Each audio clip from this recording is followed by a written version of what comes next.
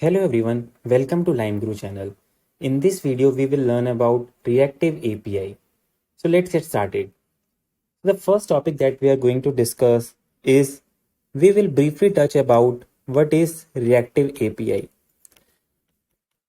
We'll just briefly touch and we will get to know about the details as and when we will move in this video forward. So in brief, what is Reactive API? If I have to tell you in one line, Reactive API is a way to implement your API in an event-driven fashion, using which you can make your API implementation completely asynchronous and it can become non-blocking. So your piece of code that you have written as a Reactive API, it can become event driven, it can become async, and it can become non-blocking. And we will discuss in detail that how these things will become, how your code will become event driven, async, and non-blocking with an example just after this now. So let's take an example.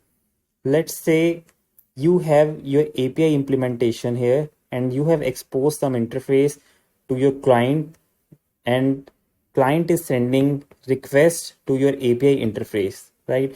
Now, typically you will not receive one request at a particular instance of time, right? Let's say if your API is high throughput API, then you might be receiving multiple requests in parallel to your API interface. It could be request 1, request 2, request 3, and request 4, right? What happens in an typical API implementation is when the requests hit the server, a dedicated thread is assigned to that request. Let's say thread 1 is assigned to request 1, thread 2 is assigned to request 2, thread 3 is assigned to request 3, and thread 4 is assigned to request 4. Now each of the thread will serve independent request, and once the request execution will complete, then the response will be returned back to the client. Now let's say in your API there is a typical piece of code where, let's say, you are getting some employee details from the database. You are making some database connection and the API is to get the employee details. You have written a piece of logic which says db dot, let's say, get employee details, and let's say it takes id as an argument. So this id you are receiving as part of your request parameter from the respective client, and for whatever id is coming in different requests, you make a database connection, you get the employee details, and then you return it back to the client. So thread 1, once you request 1 will be received, thread 1 will make a database connection to get the employee details for the ID received in request 1. Similar thing will be done by thread 2, thread 3, and thread 4. Each of the thread would be served in its own thread environment, and each of the thread will be making database call. Now database call is a blocking call, right? So when, let's say, thread 1 is making database call, then thread 1 has to wait until database returns some employee details back to your execution function. Once, until the point thread 1 doesn't receive the details from the database, thread 1 will be in the waiting state, right? When thread 1 will be in the waiting state, thread 2 can use your server compute, and thread 2 can also make a database call in parallel. Similarly, thread 3 can make the database call, and thread 4 can make the database call. But important thing to note here is, until the database does not return the employee details back to the respective threads, all of the threads T1, T2, and T3 and T4, all of the threads would be in the waiting state, and they will not be returning any details back to the client until the database details have not been fetched. So this is called, this is how the traditional way of API implementation used to take place, and this is sync blocking calls. Why I'm saying sync blocking calls? Because the same thread which has received the request, it is waiting till the time database is not returning the results, and once the database returns the results, after that only it returns the response back to the client. So it's a synchronous call and it's a blocking call where the thread is waiting for the database execution to happen completely. So this is how we used to implement our functions earlier, right? Then there was a concept of multi-threading. Let's say thread one has to make some database call. What we can do is thread one can spawn another thread internally, let's say T1 dash. So it can spawn another thread internally, T1 dash. T1 dash will take care of making the database call. Until the time T1 dash is making the database call, T1 can execute rest of the logic. Let's say T1 has to do some, after getting the employee details, you have to do some additional logic also independently. Then T1 can proceed with that logic, and T1 dash can work on getting the database details. So this way of spawning another thread from your main thread, this way of implementing the function is called asynchronous call. So you can implement your logic in an async way where you're spawning another thread inside your main thread, and that thread is doing some, let's say, database call in this particular example. And in this case also, although we have made the process as async, but still it's a blocking call. Why it's blocking call? Because the thread T1 which was assigned to request 1, it will not be free until the thread T1 returns the employee details back to the client, right? So what happened now is that thread T1 will spawn another thread T1 dash. T1 dash will independently fetch the employee details, and till the time T1 dash does not pass on the results back to T1, T1 does not pass on the results back to the client. So there is a chaining of threads happening if you see at a higher level.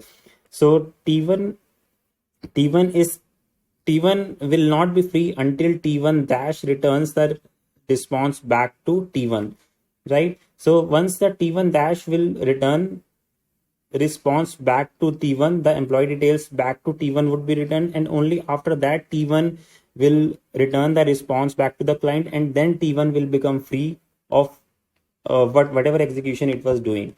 So it is still a blocking call, but what changes we have introduced is that we have made the call in an asynchronous way. Thread T1 is not making that call. Thread T1 can be utilized for another purpose till the time database details are getting fetched. But thread T1 is still occupied with the request 1. So that's why it's still blocking call, but in an asynchronous way. But how reactive APIs are changing the way implementation is done. So let me give you an example. So in async blocking, non-blocking way, in a reactive API, what will happen is, let me create another diagram to make it more clear. So let's say this is my client, and this is my server. Client is sending multiple requests to my server, right? Request 1, request 2, request 3, request 4. Now, as I was saying, let's take a previous example where for each of the requests, another thread would be created. A new thread would be created which would be dedicatedly serving individual requests, right? What will happen in reactive API is, let's say thread 1 is serving request 1, and thread 1 says that I want to get database details from database db.get employee details. So instead of doing this task in itself, thread 1 doing this task on its own, or thread 1 creating another thread, thread 1 will not do any of these two things, but rather what thread 1 will do is that thread 1 will pass on this task to someone else. Just hear me out, just wait for some time and you will get the concept in detailed way. You'll be able to relate it what I'm trying to say.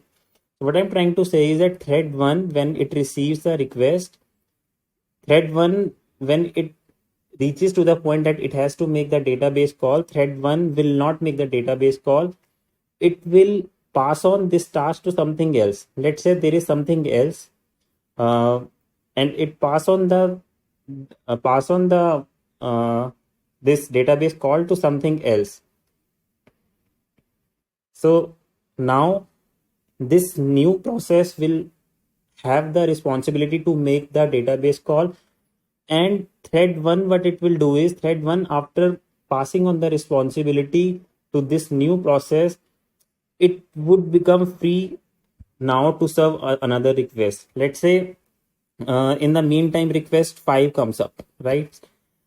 Request 5 comes up, and thread 1 has already passed on the this job of getting the database detail to someone else, so thread 1 is free, right? So request 5 comes up at this point of time, then thread 1 can serve the request for this R5.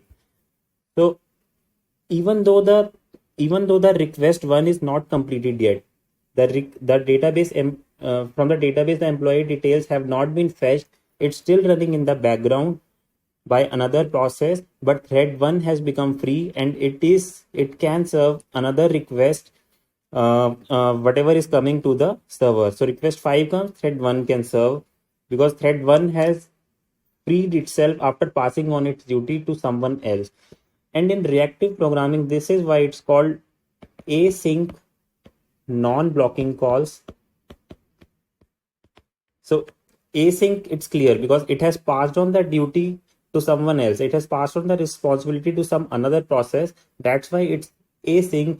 And why it is called non-blocking in reactive API, because thread 1, after passing on the responsibility to someone else, it is not blocked. It has made itself non-blocked, and it has started serving other requests, and in the background the processing for request 1 is still going on. So T1 has freed itself after passing the responsibility to someone else, and T1 has started serving another request, right? Now let's talk about the scenario when this process which I was talking about completes the database call for the request 1. So when this process completes the database call for the request 1, it will look out for what whichever the thread would be available free at that point of time.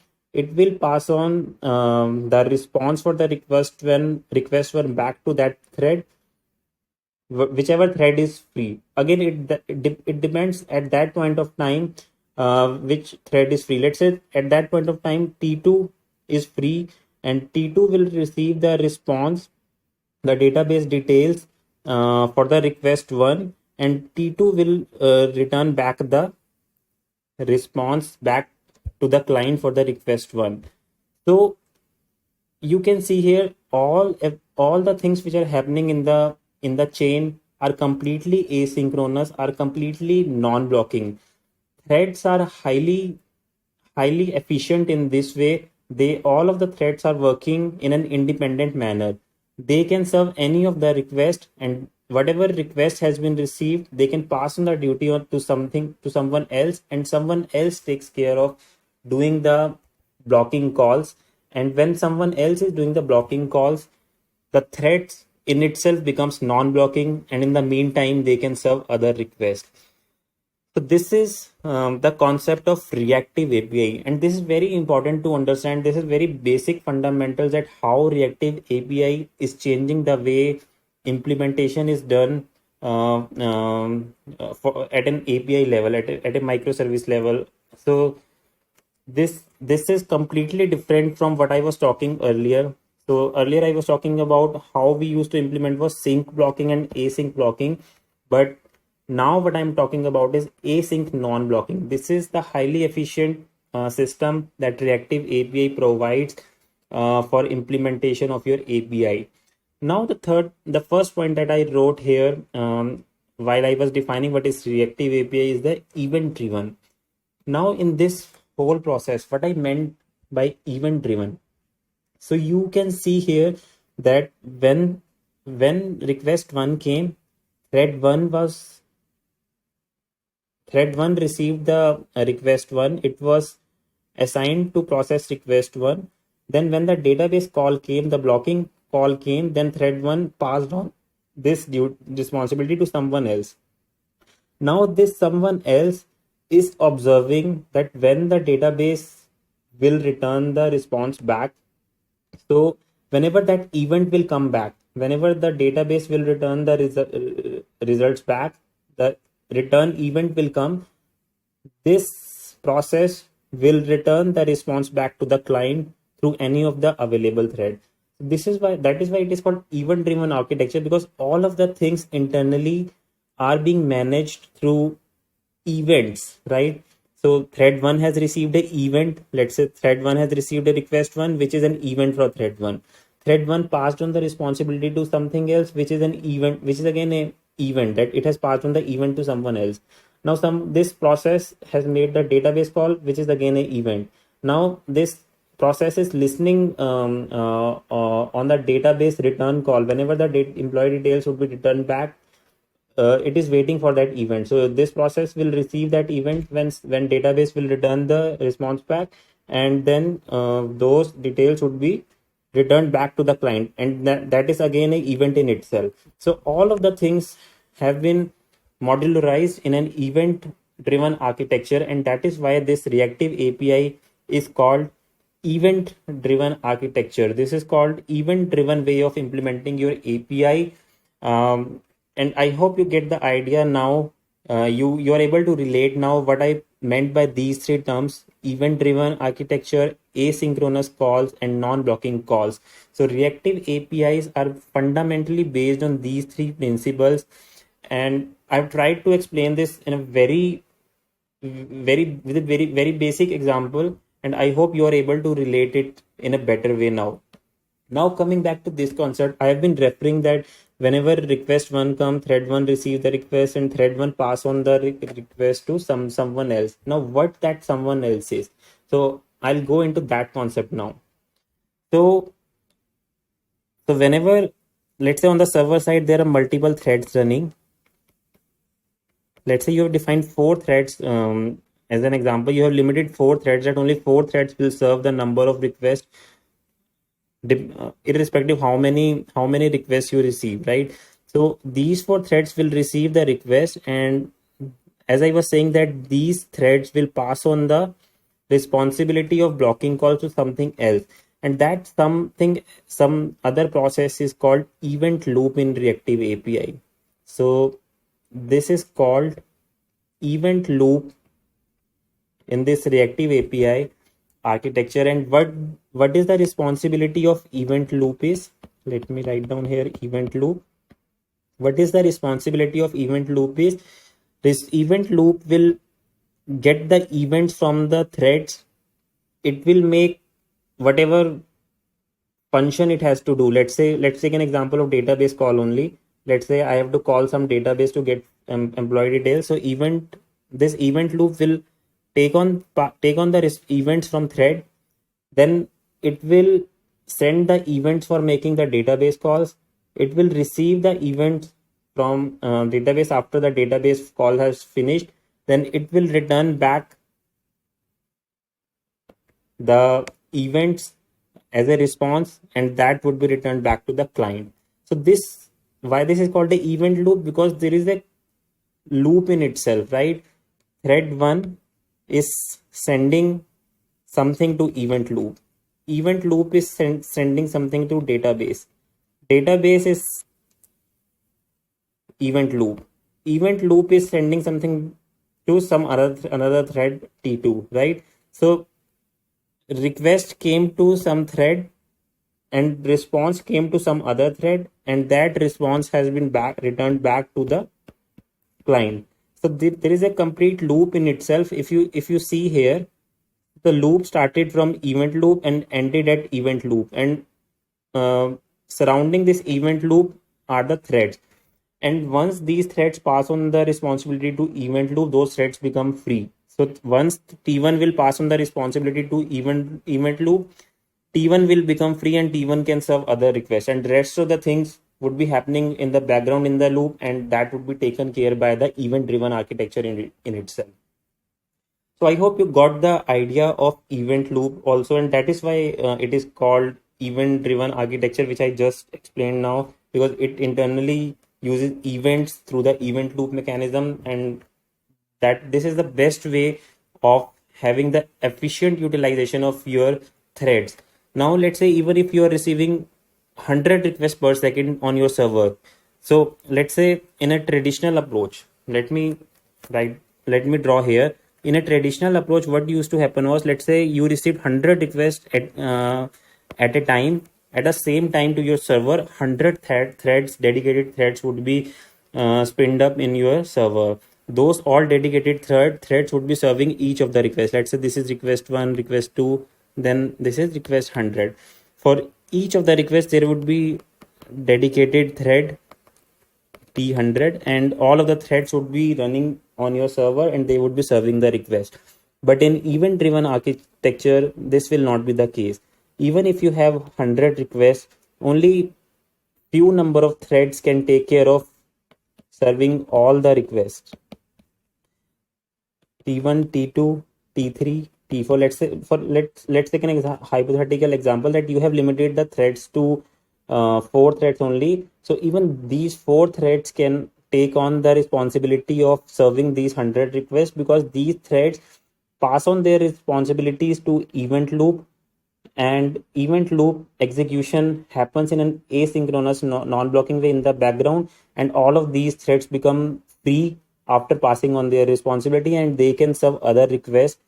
And in the background, event loop takes care of the responsibility of whenever the execution completes for any of the requests, it return back the response back to the client through some another thread whichever is available. So that is why I was saying that reactive API is efficient way of managing threads within your server if you go with reactive API implementation, right? Now I will give you some examples, like in what scenarios this implementation would be helpful for you. Let's take some example. Let's discuss some examples. So as I have said that I have taken the example of database call, which is a blocking operation. So till the time the database will not returning the response, the details will not be, till the time database is not returning the details back to your server, your threads are waiting for the response to get back from the database. So database call is a blocking call. So one of the example that we have discussed is whenever you have blocking calls.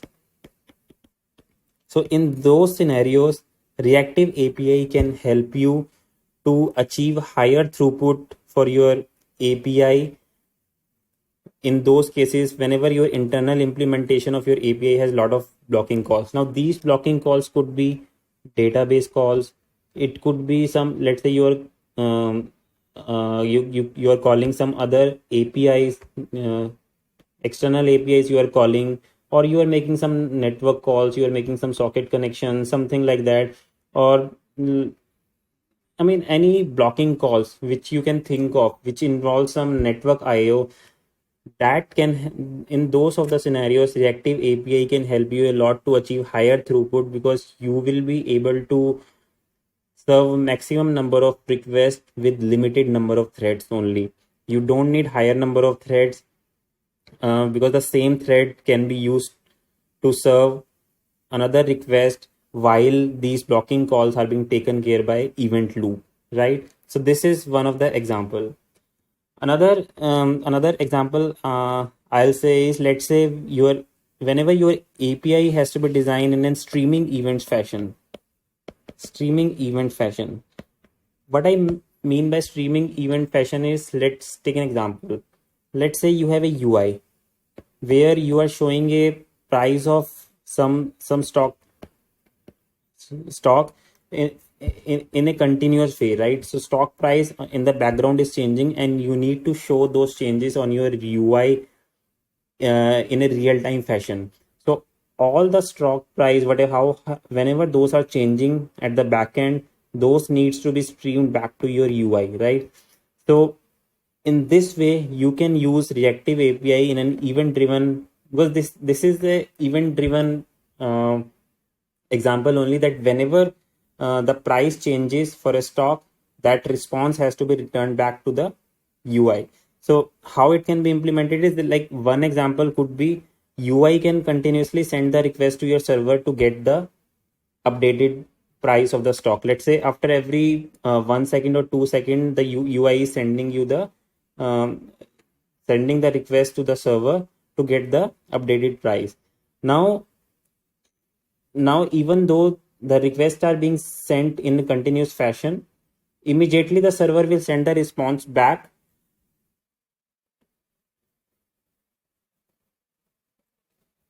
and the response would be served in a streaming fashion. So whenever the request is sent, though the request would be assigned to some threads, and those threads will send pass on the request, the responsibility of getting the updated price for the stock to event loop, right? And this thread can serve another request, whatever has been received from the UI. Let's say someone else has opened the UI and they are checking for some other stock price. So the same thread can serve multiple requests, and they can pass on the events to fetch the details of the stock price. And whenever they get the stock price details back from the uh, back uh, back from the database, they can stream those prices back to the UI in a streaming fashion. They can continuously the UI can continuously send the request with higher throughput, and the event loop can continuously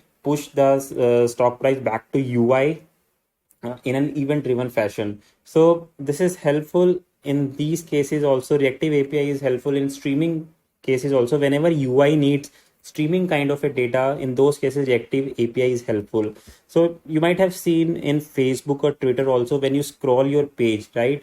So you don't think any earlier, what used to happen was, in a traditional UI application, whenever you need to load new data, you need to wait for some time, right? There is a loading button, and then the request goes to the server, then server responds back in a says synchronous way. Until that till the time this process is completed, you need to see some waiting button on the UI. But nowadays, when you the moment you start scrolling your page, you start to see the results immediately. How this is happening? This is happening with the help of reactive APIs only. That all the things are happening in an asynchronous way in the background, and the things are once the things are happening in an asynchronous way, the response is also you are getting on the UI in an asynchronous way, in a streaming fashion. So you continuously keep on getting the response back, and that's how those events are published back to the UI. So reactive API is helpful in these kind of particular examples, where you have blocking calls and you have streaming events which needs to be taken care of on the UI side. Let's talk about one more concept that I just want to tell you, that how internally event loop manages all these things, right? So I'll write down one concept: the design pattern used in event loop. Design pattern in event loop. So we have talked about an important concept in reactive API, which is event loop. So how event loop implement all these things what I have just explained to you. So event loop internally implements observer design pattern. Observer design pattern. And maybe some of you are already aware about what observer design pattern is, but just to refresh everyone on this concept, observer design pattern is, let's say let's take the event loop example only. So let's say event loop has received a event from the thread that I need to make a database call. So this has received a event that I need to make a database call. Now um, this event loop will make a database call. Let's say here is your database. It will make the database call until the time the database does not return the response back to the event loop. It will keep on observing that event. So the moment thread 1 has passed on the responsibility to event loop for making a database call, it will register that event, and the event would be triggered, and after that it will keep on observing the state change in that event, right? And what would be the state change in this particular example? Let's say whenever you get the employee detail back from the database, then that is a state change for the event loop. So it keeps on observing whenever the call came back from the database. It will keep on observing these kind of events, and once it detects that the event has been received, it observes that the event has been received back from the database, then it will return back the response back to the client who has made this request.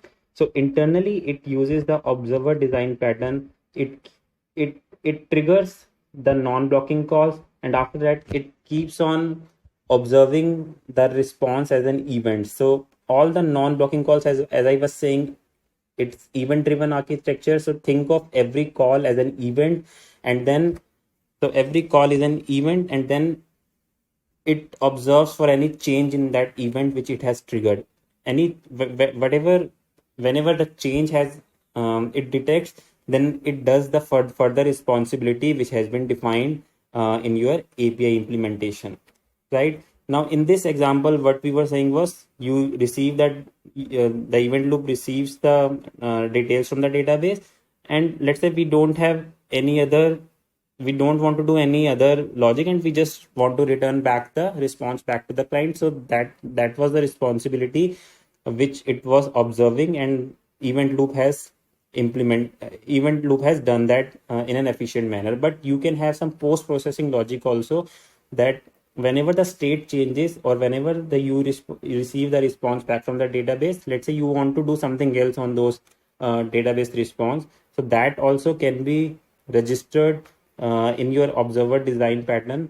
That can be registered as a logic, and whenever the database will return the response back, then that additional logic will run on the response, and after that it will take the it will do the it will do the job of sending back the response back to the client. So I mean, what I wanted to say in this was that event loop uses observer design pattern, and that is an important concept to know that how internally event loop works, right?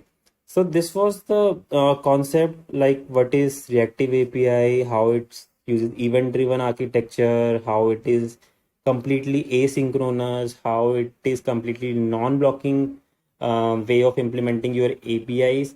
But does that mean, I mean, we have discussed about all the good things about reactive API, but does that mean that everybody should go for reactive API? The answer is no. I'll give you some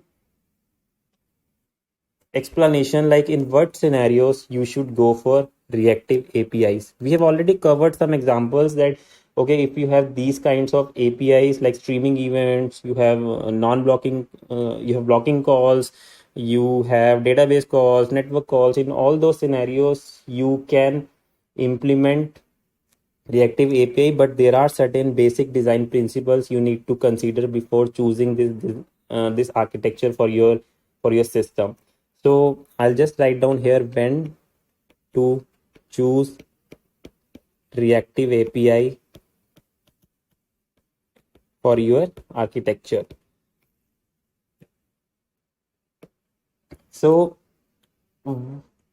as I have just now explained, so you should only choose reactive APIs when you need to support high throughput APIs. High throughput APIs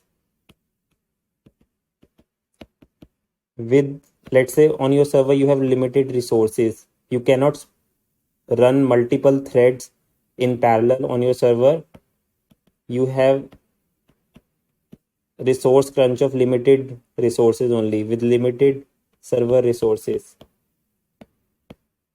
So whenever you are in need of implementing high throughput API, and you don't have much server resources, you have limited server resources, in those cases one of the criteria to go for reactive API is this: you should be having high throughput API need with limited server resources. It should not be like you are receiving 1 or 2 requests per second, and even though that internally is making blocking calls, and those blocking calls are taking less time as compared to the throughput that you are receiving, it doesn't make a sense to go for reactive API, because reactive API architecture is internally, it's a complex architecture, and you may face certain kind of restrictions in future while implementing um, the business requirements, right? So it's not that every kind of logic can fit into reactive API. There are certain restrictions, and the restrictions are that one of the restriction is you should only go for reactive API when you can make your code in an async way, and that is completely depends on your logic, your business requirement, whether your logic can be converted into asynchronous way or not, right? I'll take an example. Let's say you are making uh, some bank transaction, right?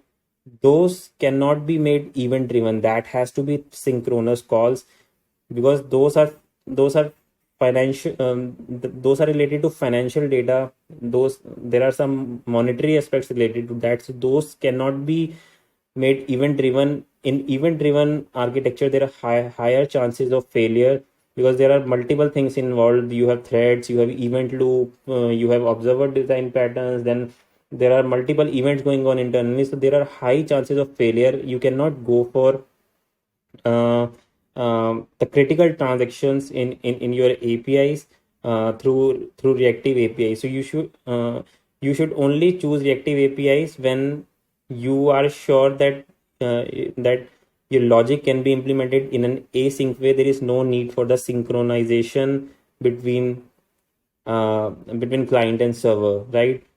You have to, and this decision you have to make based on the design what you are implementing, based on requirements what you have to implement. So uh, so so if you just have to implement basic APIs where you don't need highly, where you don't have high asynchronous requirements, where you don't have high throughput or API need, we will not recommend, nobody will recommend to go for reactive API on those scenarios. Reactive APIs are meant specifically for a particular purpose, and that should be taken care of while designing your APIs.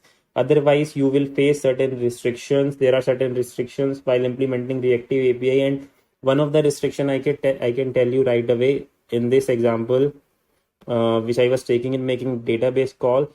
Not every type of operation can be made async non-blocking. So database call can be made async non-blocking, and there are certain libraries for making database calls for certain type of database which can be made async and non-blocking.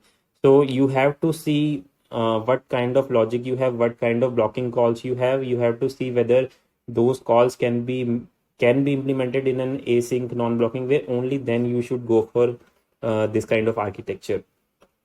So um, uh, so that was it, which I wanted to cover, like when to go for reactive API and when not to go for reactive API.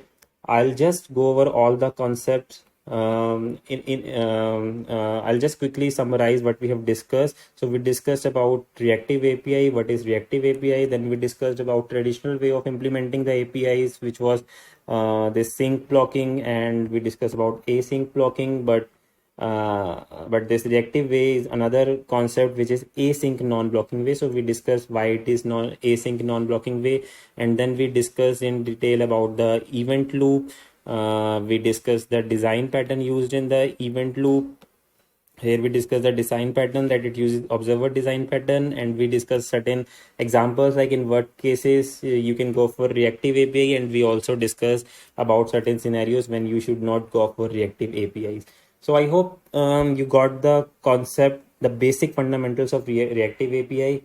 That was all about this video. I hope you like this video. Do not forget to subscribe Lion Guru channel, and I will see you in the next session. Thank you.